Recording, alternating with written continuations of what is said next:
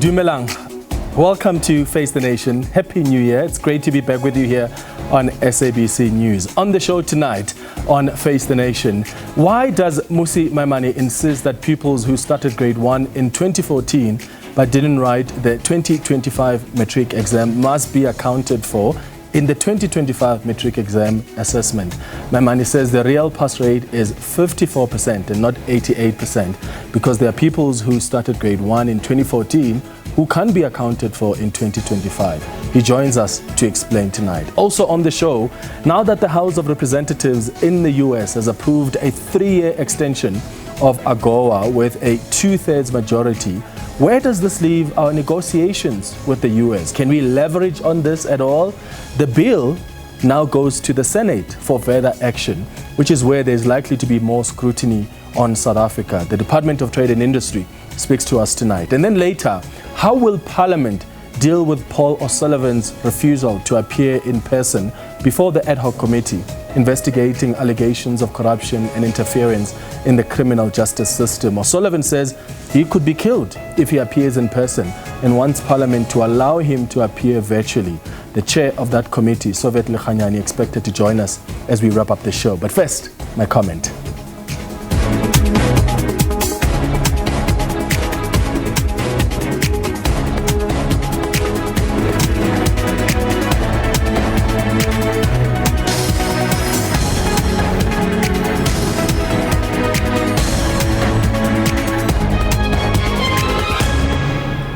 So congratulations to the class of 2025 who have achieved an 88% pass rate. This is the highest Matric pass rate. Congratulations to KwaZulu-Natal, which is the top performing province with a pass rate of about 90.6%, followed by the Free State at 89.33% and Gauteng coming third with 89.06%. There are, of course, some areas of improvements. We need to invest more in maths and science education. We're still not performing well in those areas. But I'm particularly happy about the 66% of bachelor's passes that were obtained by students from no-fee schools. I mean, these are Quintile 1 schools. So basically, it's the poorest schools. And this just indicates that these girls and boys from these townships, these rural areas, and under-resourced schools are working really hard. Now, there is a debate, though, which really shouldn't be there because we've been here before. A debate about whether the 88% pass rate is the actual pass rate. BOSA Leader Mmusi Maimane believes that the real or true Matric pass rate is 54.7%, which is significantly lower than the official rate of 88%. So Maimane says out of the over 1.2 million learners who began school in grade 1 back in 2014, only just over 684,000 learners passed Matric in 2026, meaning that only about 566,000 young people didn't make it to Matric. So Mmusi Maimane and his party believe that that means the real pass rate is 54%. Okay, so Mmusi Maimane is, of course, raising an important issue here about the learners who drop out of the system. I mean, this has always been a concern. In fact, the Minister of Education has admitted that. Her predecessor, Angie Motshekga, admitted that the dropout rate is at 24%, and some people have died. Some people went to TVET colleges, some failed, some have immigrated, some have dropped out for various reasons. So why must they be accounted for in the assessment of those who sat for the exams? Because no one says the dropout issue is not a concern, but the assessment which gives us the pass rate is based on pupils who sat for exams. The assessment is not based on the education system and the learners that started grade 1 in 2014. So why would you want people who didn't write the exam to be accounted for in the assessment of those who wrote the exams? Here's the Minister of Education, Basic Education, Sivuyo Kahube, trying to clarify this. Earned by meeting minimum requirements across a full subject package, including higher thresholds and key subjects with different pass types that open different pathways after school. In turn, learners achieve the right marks in the right subjects in the NSC exams to gain entry into their preferred program at a higher education level. Also, the irony here is that this is the DA minister whose party has suddenly changed tune about its position on the pass rate because it's now their minister in charge. Remember, the DA, very same DA, used to release statements year after year claiming the real pass rate was in the 50-something%, pushing the same narrative that Mmusi Maimane is pushing. But hey, they have flip-flopped now because this is not an ANC minister. So, as I always say, trust politicians at your peril. Listen to Mary Metcalf, who is an education expert, explaining where this 88% actually comes from. I think that firstly, people don't always understand that what we have is a differentiated matric pass system. So when we say we've got an average of 88% pass, that there's 4 categories within that.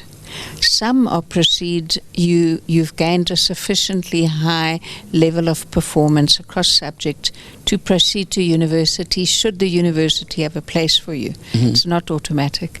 There's a category of pass that you can proceed to certificate, you can proceed to diploma, or you can just pass the NSC.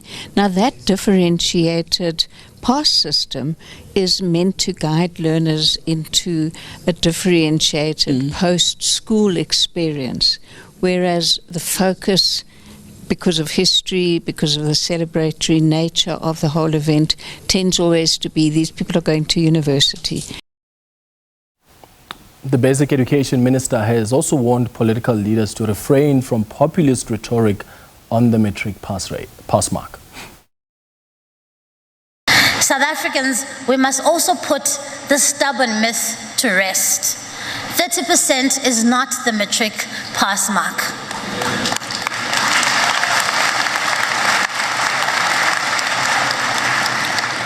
I call upon particularly elected leaders in this House and outside of this House to refrain from populism, because the danger with this is that it discourages our learners, many of whom have different paths that they will take. Not every single learner who attends a school intends to go to obtain a university degree. Some intend to go obtain skills in the world of work. Some intend on doing different things, which our education system allows. But when we really use the sloganism, we really discourage learners who are differently talented in the system by discouraging them in this kind of sloganism.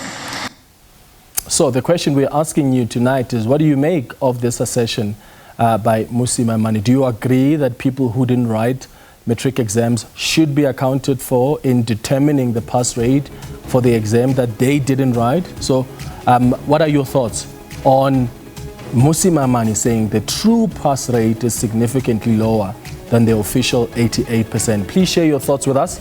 You can send us a WhatsApp voice note on 078-459-1897. Remember, tell us your name and surname and where you're sending that voice note from. Alternatively, send us an X on @FaceTheNation SABC. We'll be back after the break.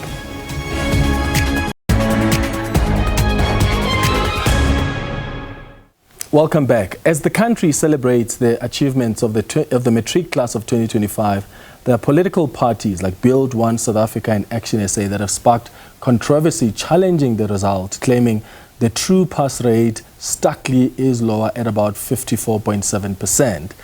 Basic Education Minister Siviwe Kwahube announced at an event last night that the matric pass rate is at 88%, making it the highest pass rate in the history of South Africa's education system. BOSA, however, argues that their statistics expose the deep-seated issues in the education system, with hundreds of thousands of learners lost along the way. Dr. Mmusi Maimane is the Build One South Africa leader who joins us now on the line. Mmusi, thank you so much for making time for us. Good evening. Good evening, and good evening to fellow South Africans, and thank you so much for having me. Yeah, so first of all, so that we don't conflate issues, let me say that I agree absolutely with you. There are many pupils that fall through the cracks between grade 1 and grade 12. So the issue of dropouts, for whatever reason, is a concern that must be addressed, and the department is always committed to working on that. Your issue is those people who didn't sit for the matric exam must be accounted for when we look at the pass rate for people who wrote the exam. Please help us understand why you think that should be the approach. Of course, first and foremost is that the Constitution compels us to give universal access to education. It's one of the things that are sacrosanct in our Constitution. It was one of the damages of apartheid, and in fact, even today, you as a parent would not be allowed to keep your child away from school. So therefore, we must, when we think there are 1.2 million odd young people who start school, our expectation is that they must finish it. The second issue is that comparatively, a country like China, who have pulled themselves out of poverty in the last 30 years, have done so on the back of the mantra of universal education access. And so their target is that exactly 81% is what is their complete throughput rate. It's the only litmus test that we have. Otherwise, what we could end up doing is saying to ourselves, okay, if we accept dropout rate, which is the point you're making, then we must only assess on the basis of who writes. Well, there's an inbuilt incentive into that. That means that at grade 11, if I think Mmusi Maimane is not going to pass matric, let me hold them back, or whatever reasons is, let me reduce the population of who's sitting for the exam, and for political reasons, you can end up with increasing what is seemingly a pass mark. And I don't think we should go down that route. We should be honest with ourselves and say to ourselves, we want universal education access, and we've got to assess it on the universal population of young people who start grade 1. Okay, so we're talking now about measuring the system's effectiveness, which I'll get to in a moment, because I do think that these are two separate issues that we can have conversations about. But help me here so that the viewers sort of understand from where you're coming from. Why should someone who, let's say, who's died between 2014 and 2016, or someone who decided to go to a TVET college, or someone who failed a grade or who emigrated, be accounted for in the exam that they didn't write on the total percentage calculator for the National Senior Certificate? Because it's almost like when you are registering, you do register to qualify for, to write the matric. It's like when you're doing elections. By your analogy, must we then say that anybody who is of voting age, for instance, but doesn't register to vote, must be accounted for when we talk about the population that has actually voted? No, what we should also accept is, in basic sense of this issue, is that if we say of course, I'm not naive to say 100% of everybody who starts school is going to end up at matric. But we must at least concede at a basic level that having the dropout that happens at grade 10 to 12 at levels that we have it compared to our peer countries economically, that's unacceptable. I think that's the first thing. The second issue is we must concede that if we want citizens who can compete with anyone else in the world, they must account for that matric exam. Because the pathways that we want to give people and the options we want them to exercise must be done so with the full knowledge that we've given them a basic grade 12 assessment of some kind, so that we know what the skills wattage of the country is. We know further that the fact that we can have citizens who complete and can compete with anyone. What we know for a fact, Clement, is the fact that the majority of people who are unemployed have a sub-matric qualification, which means that, in fact, we achieve what is a historical injustice, which is to say that, in fact, if you deny people an education, you are simply preparing, particularly townships, particularly our communities, to become dormitories of unemployment. And I don't think that's the correct marker that we want to use. So my view still holds the fact that if we want to judge the system in its entirety, we must be able to say inclusive, or even those who don't actually get to writing it, they must be included as part of that. But judging the system doesn't force us to use one metric. As I said, that's why I started the conversation by trying to separate issues. Nobody would disagree with what you are saying when you look at the effectiveness of the education system and what the consequences of these dropouts are. I don't think anybody who's rational will disagree with you on that. I suppose my confusion is, why are you not separating the two issues? Nobody says when you are making an assessment of our system, you have to use one metric. In this case, we're talking about people who registered and sat for Matric exam, which is why I'm using a different analogy. Are you suggesting to us that anybody who is of voting age this year, who doesn't go to vote in the local government elections, when government comes and says, this is the population that's come to vote, they must be accounted for even though they didn't register to vote? We must account for people who also don't vote. Of course, that's part of an assessment. Because at this point in time, if I even argue the voting question, which I don't want to get to, we can safely say only 16% of South Africans voted for the current government. Now, that's an indictment on the system. It's an indictment on the IEC. It's fair assessment. Now, if you want to say what other slices can we use to assess education, let me come back to this famous 88% have passed who sat for the thing. To Mary Metcalf's point in your insert, yes, there are 4 different types of criteria. I could furthermore say, actually, if I wanted an education system that produces bachelor passes on only the population who sat and wrote, the actual number is at 54% of those who, or it's actually at 48% of those who passed 3 subjects at 40% and another lot at 30%. So the truth of the matter is, we must stop patting ourselves on the back for A, reduction in population, and B, an assessment criteria that is lower, and then we suddenly sit back and say 88%. 88% is in fact meaningless, is the point that I'm trying to make. If we really are trying to say to ourselves, how do we get more people to get through school comparative to other countries who use the same benchmark and assessments? And how do we improve assessment criteria across each subject so that we can say to ourselves we're improving the quality of education? Otherwise, the self-congratulation robs our young people. But Mmusi, has the Department of Education not actually also conceded to the percentage of dropouts? Because you are well, at least from what I'm understanding from you, the impression you're creating is that the Department of Education just comes and says, oh, look, we've got 88% pass rate, and they are not even admitting that there are people that have fallen through the cracks, and that's a concern. They have admitted that. The predecessor, Andy Mucheka has admitted to that. They've even given us a percentage of 24% dropout rate. In fact, the deputy minister or the DG of the Department of Higher Education, of Basic Education, went on to explain what they're trying to do to try and address the people who fall off the cracks for various reasons. More must be done, Clement, when we say to ourselves, actually only so many learners got to writing. If you had a population of 1.2 million and only 600,000 wrote Matric or whatever the case might be, surely you must account for that. Now, what they're saying is, I take the point about dropouts and different directions, and to your point about that, but we should then not say, when we say 88%, ignore the fact that it is desirable and it must be achievable for actually a bit like our peer countries, for that number to not be sitting at 54, but to rather be going to 81. Because if you simply just produce a number that just says 88%, it seems like all is well in education. But that's not what the department has done. The point is, that's not what they have done. They've also said to you that there's a 24% dropout rate. Did you not hear them explain that this is a crisis, and they explained how they want to deal with it?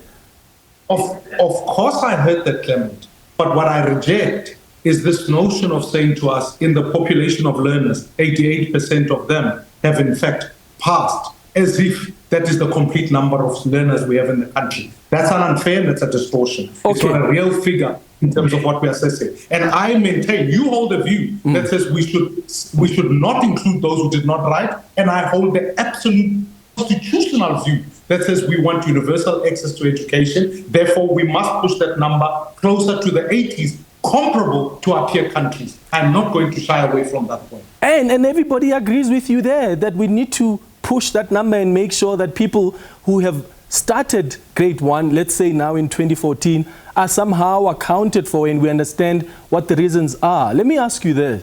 How do you suggest that we can account for that? Because there are pupils who have emigrated. There are people who have died.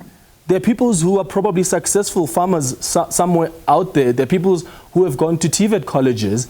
Based on your research, Are you able to tell us what has happened to those kids? Would you be able to do that? And how would you be able to, how would you go about it to account for people who actually started grade 1 in 2014?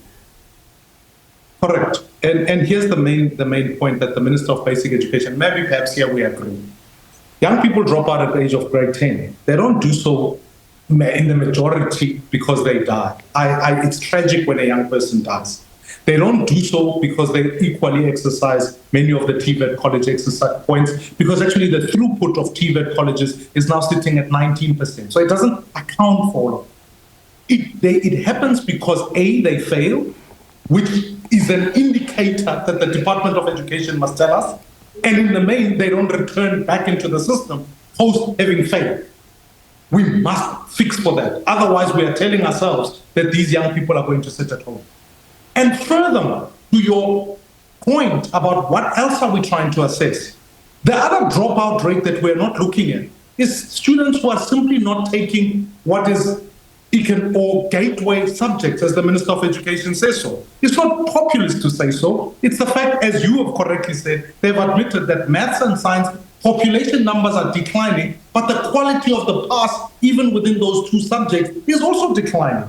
And my last point, and we cannot walk away from this debate without at least encapsulating this. If we ask young people to pass at 30%, if we were asking the same math population to pass at 50%, you would discover that, in fact, this fictitious 88%, or rather in mathematics, they put it at 70-odd, would also be lower. And it would be lower to a point of 30%. And this is something that we need to take cognizance of. I'm not saying the entire system is a failure. I'm merely saying that for us to compete with anyone globally, we should need to be setting higher standards rather than simply saying all is well, if only we can get, the only problem is just this dropout. The other problem is also how we assess and how do we ensure that we get better outputs at the end of the system. Yeah, I suppose that's how statistics get collected, is that you look at, okay, how many people have registered to vote or how many people have registered to write the exams, and based on that number, you say, okay, out of those people who registered and who actually wrote, these are the people who have actually passed. So there are some children, just to ask you about what you say about people who are failing. Some children may have failed a grade or they failed multiple grades and still go on to pass their matric at a later point, right? Some children skip grades and pass their matric at an earlier point. So how do we account for these? They must be considered, because they must be considered. Just one second. The point I'm trying to make is they must be considered in measuring the matric pass rate, right? Because, I mean, they didn't finish in record time. They finished much earlier, some finished much later. So how exactly do you account for them? Because you are looking at who got to grade 1 in 2014, who finished grade 12 in 2025. Clement, the reason you run public policy is because you have to deal with public policy for the majority of citizens. What you are accounting for is for exceptional cases in public policy. It does not account for the vast number of the learners that we are describing. It cannot surely explain to me the fact that over 500,000 children, you can't say 500,000 children have died or 500,000 children have gone to TVET. That's not true. So therefore, we do public policy and public assessment on the basis of large volumes of numbers. So I would argue that the Department of Education must be able to demonstrate to us that the anomaly of learners that we cannot account for is at X, that's statistical analysis. And furthermore, what we then can do is be able to demonstrate to the people of South Africa. If I'm talking to parents who are on this call, surely my child starts actually tomorrow, grade R, and will many others will start along with them in grade 1, maybe in the next year. I want to make sure that 81% of them actually sit for the National Senior Certificate. That's the assessment we must aim for, rather than saying we will only measure it on the basis of the population that we end up having when we get to matric. Okay, so again I ask, so for those who pass next year, who started grade 1 in 2014, how do you account for them? Because you can't account for them. Wait, you can't account for them for 2026 because they started in 2014. So what happens to them? But Clement, you are not describing thousands of learners here. This is the point I'm trying to make to you. You're dealing with a system of 1.2 million people. Why would we then make public policy for 1,000 learners? Well, because you can't be that many. You don't know how many people have emigrated. You don't know how many people have died. It's not my job to know. So how my job to know is to say, if there are 1.2 million people, only 600,000 of them just about or thereafter write matric exams. My job is to say, well, let's assess on the basis of how successful we are across the broad population. That's my job.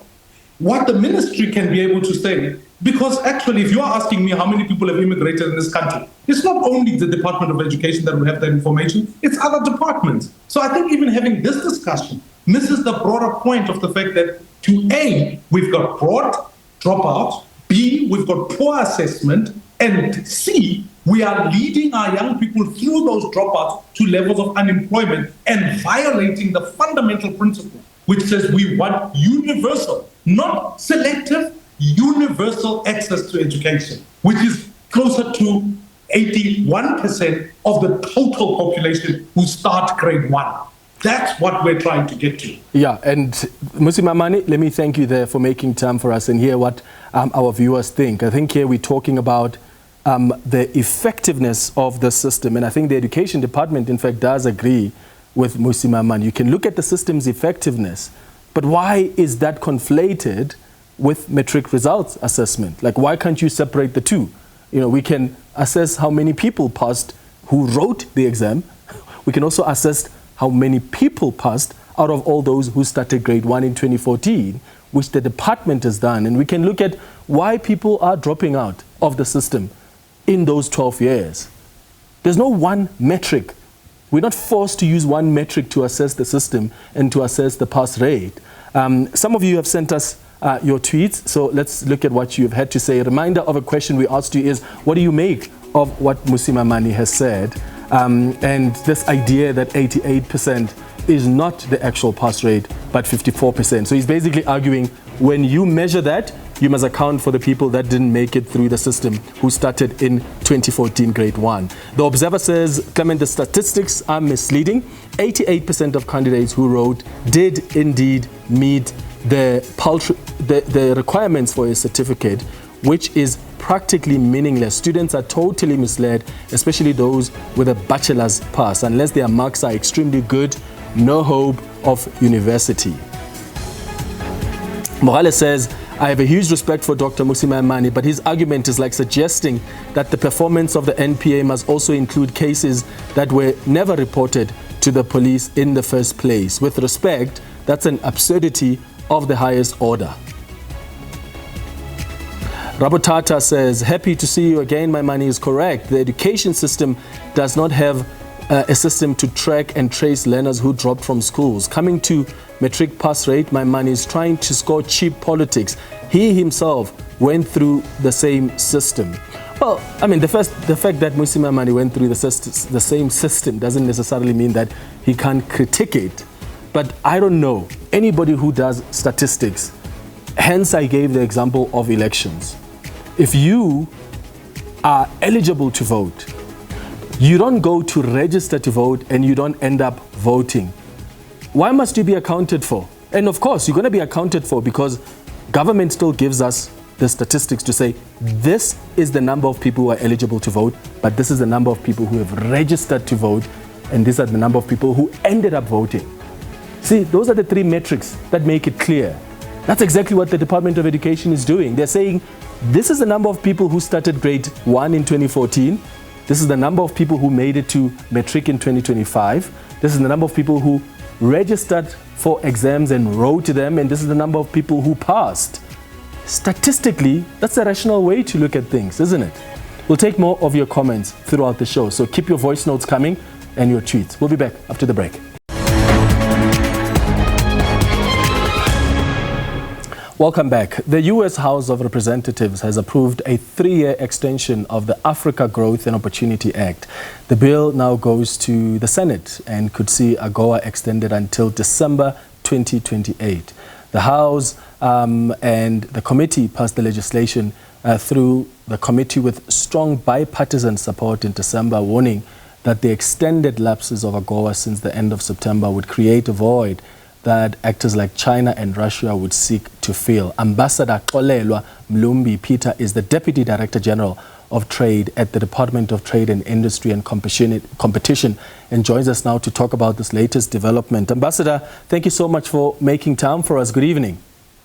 Good evening, Clement. It's obviously too early to celebrate because the bill still needs to go through to the Senate, which is where there's likely to be more scrutiny on South Africa. But this step in the House of Representatives is something to acknowledge, right? I mean, both Republicans and Democrats agreed AGOA must be extended. Yes, this is really something to be welcomed, and it's a positive step and something that will assist to strengthen our trade and investment relations with the US. Of course, we were worried when AGOA was or had expired on the 30th of September last year, and Minister Dawe has been one of the key advocates for the extension of AGOA, and this is a culmination of those efforts.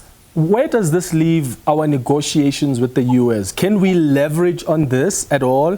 Or it's best to wait to see what the Senate decides and whether President Trump signs off on the bill? Because it will ultimately end up on his desk, no matter what the Senate decides.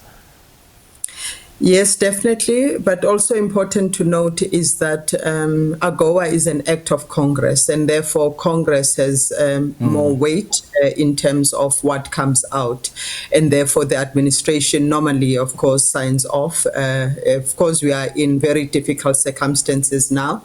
Therefore, it will be important to continuously engage with Congress and continue to advocate for South Africa's inclusion in AGOA. Yeah.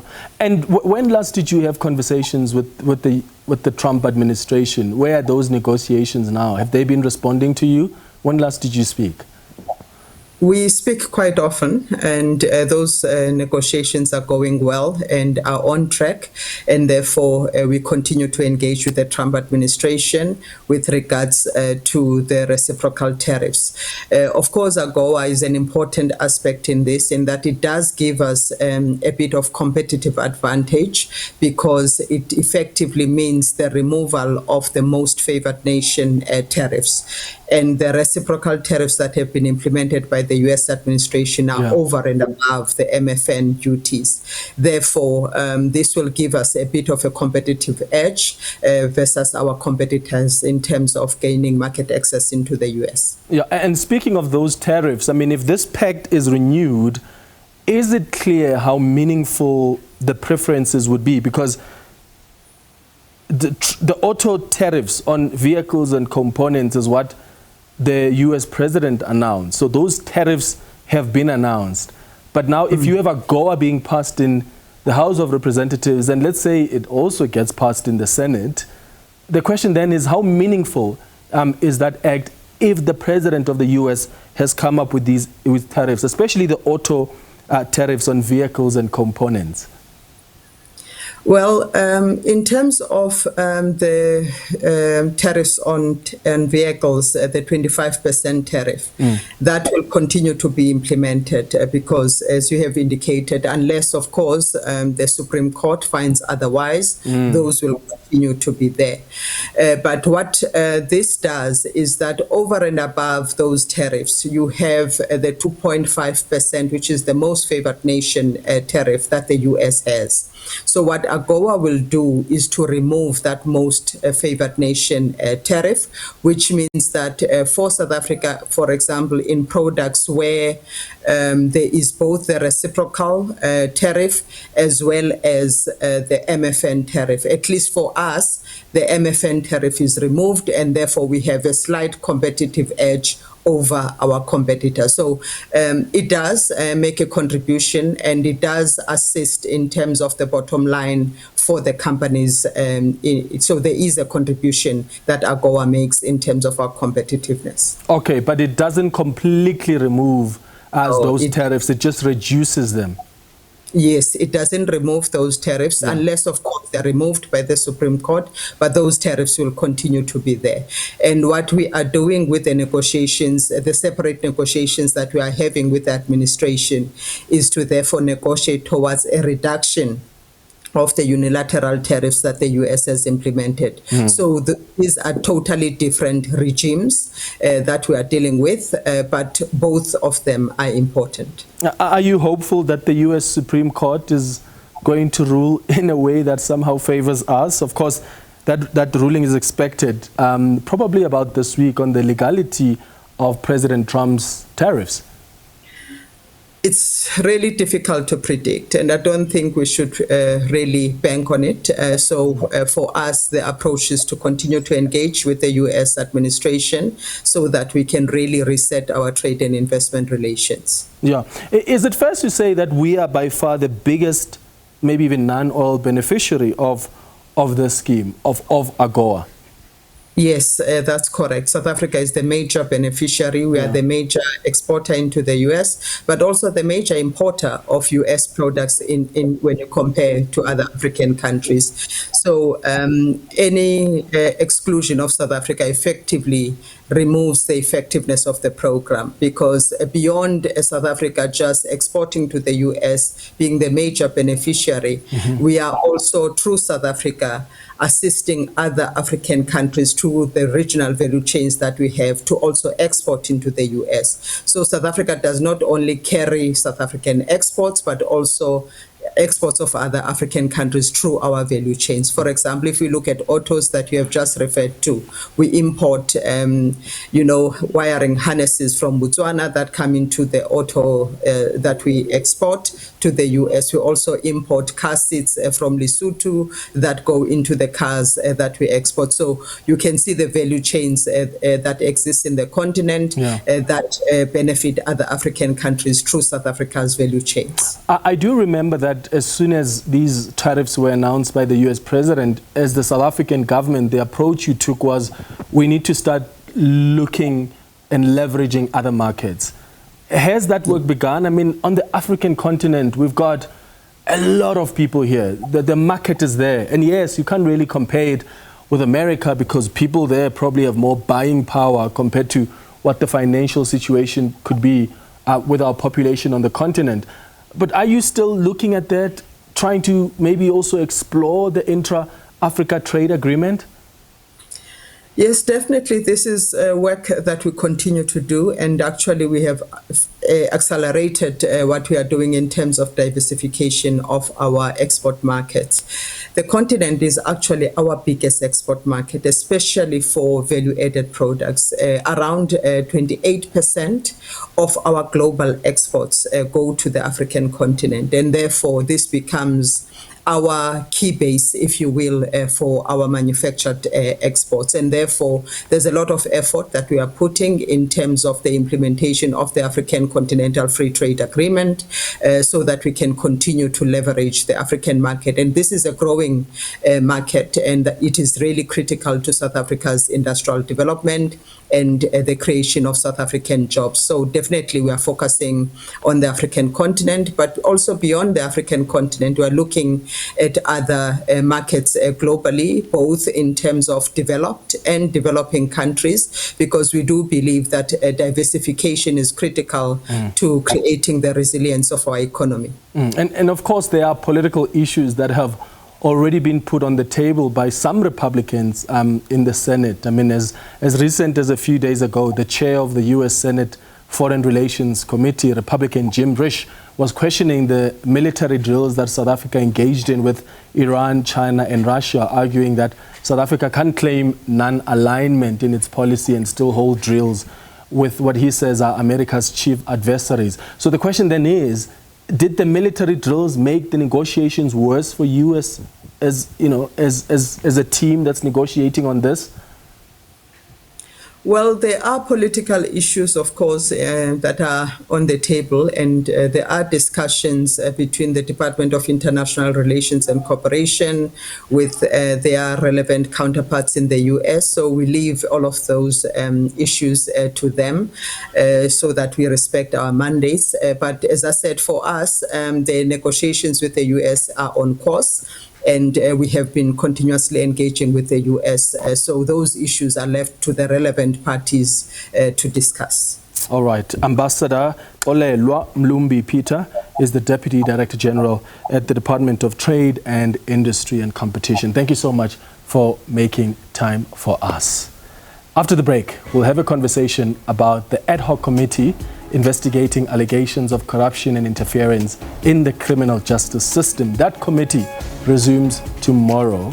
And O Sullivan, who's on the list of people the committee wants to appear, doesn't want to appear in person. In fact, he says he could be killed if he does. But the committee doesn't seem to be taking that lightly. So we'll look at that after the break. Stay with us here on Face the Nation.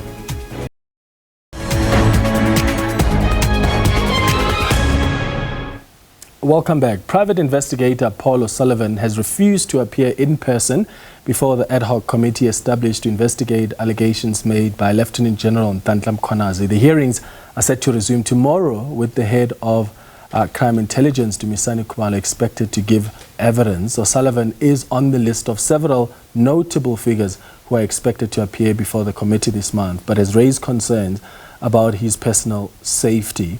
We were meant to speak to, of course, Soviet Lekhanyani, who is the chair of that committee, but they're still in Parliament because they've got some voting that's taking place as we speak. So he was not able to step out for us. But Andy Mashaile joins us now. He's a security strategist and someone who has kept a very close eye on this Ad Hoc Committee. Thank you so much, Andy, for making time for us. Good evening. Good evening to you, Clement. Compliments and to yourself and to your production team. So the inquiry resumes tomorrow, and there is a list that the committee has been discussing of the remaining people that the committee wants to testify. O Sullivan is on that list, and he seems to be raising concerns about his security the same way that we saw Ket Matlala also raise these concerns. What recourse is available before Parliament? Because my understanding is that he may have already left the country with his family. He's actually in London as we speak. Back to front, Clement. He's coming back somewhere in March. If there is a real threat on your life and the risk has been determined, why would they not kill you in March when you come back?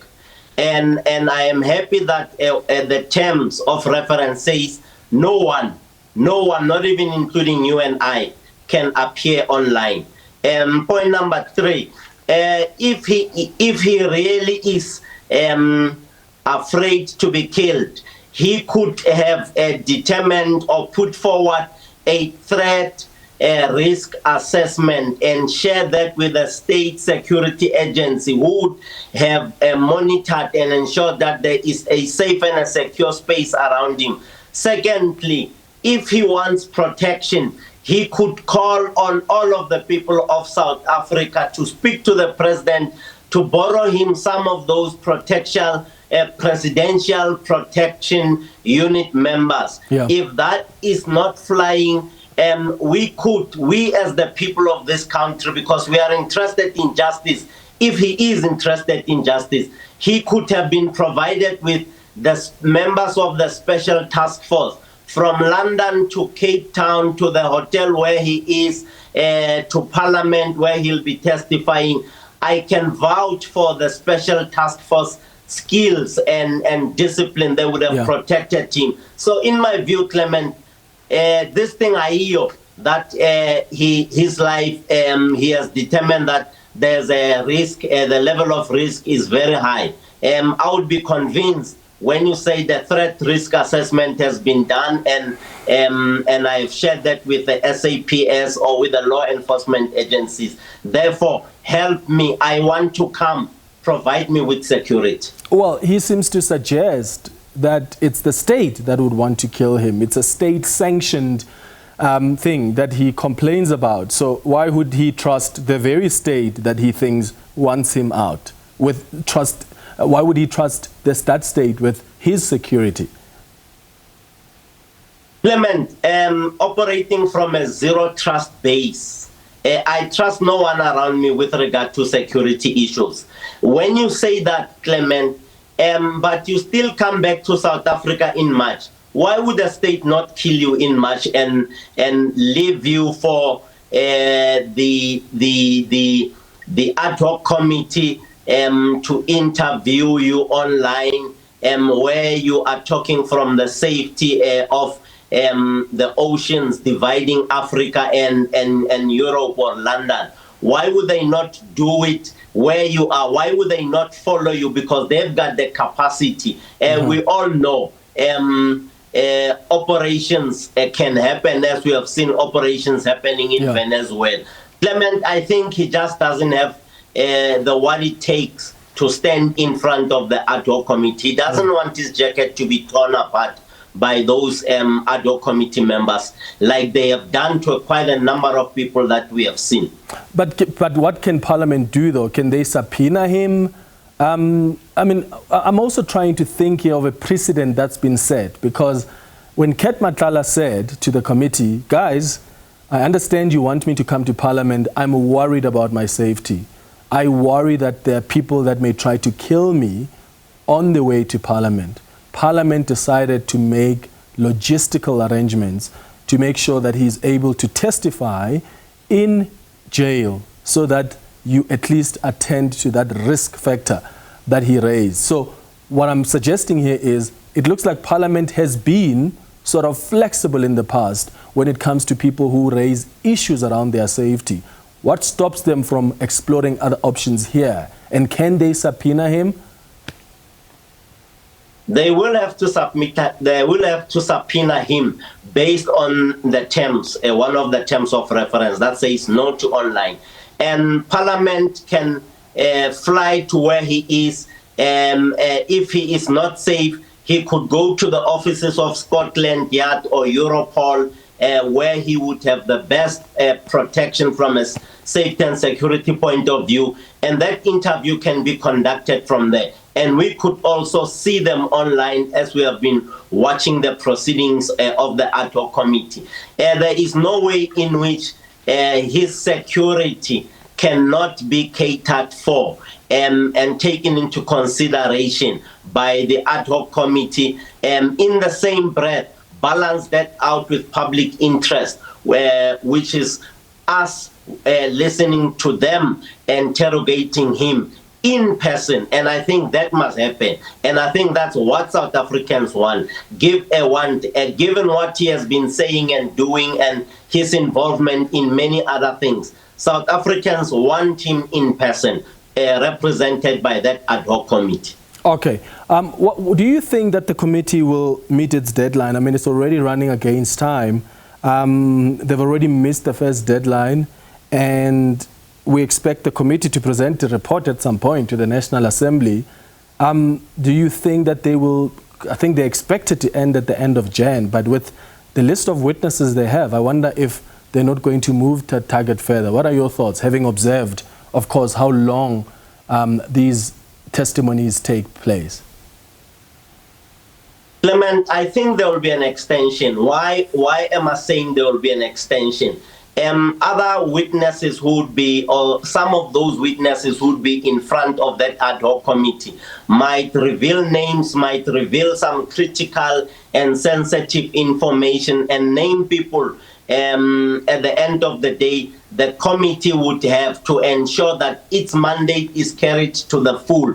Those who have influenced this space, the criminal justice cluster or the criminal justice system, negatively and influenced it satanically, the committee would have to sit down and say, do we call Andy and Clement, and who comes first? Is it Clement or is it Andy? So I foresee here an extension because of the dynamics involved in this whole process, and because us as South Africans have actually mandated that ad hoc committee to get to the bottom of the gremlins, to get to the bottom of the system and extract the gremlins out of the system, so that the system can be well oiled and can perform as per the expectations that we have